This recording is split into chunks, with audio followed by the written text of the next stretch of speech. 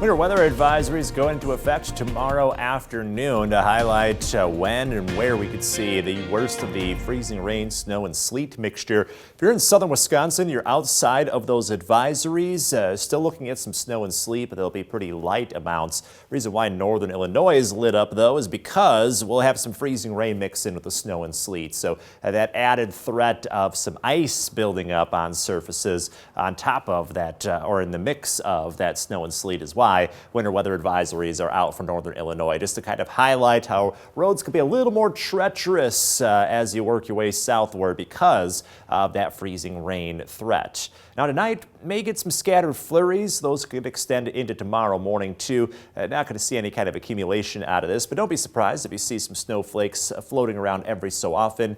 Low of 20 tonight, so that means a pretty brisk start to tomorrow morning.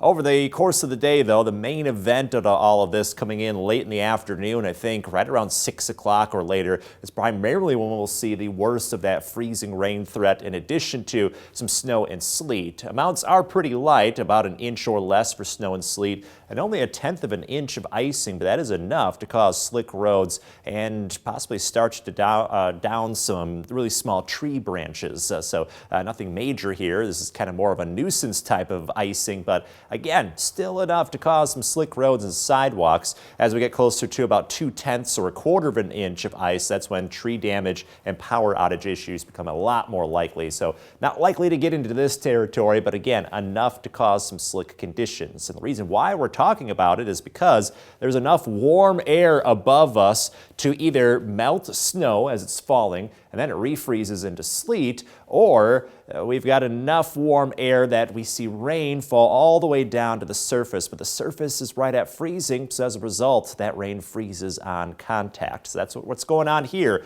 Tomorrow morning, still cold enough for snow, but then after the flurries move out, we get a break in the afternoon. Evening hours, though, here comes enough warm air well above us to cause that freezing rain or that sleet threat. That'll take place primarily through tomorrow evening into tomorrow night. So this is when things are going to get the iciest across our backyard. Should clear out early Thursday morning. So be ready for some slick roads after about 6 o'clock or later all throughout Wednesday night. Thursday looking warmer and breezy. Keep an eye on Saturday. That's when we could see some more snow and freezing rain.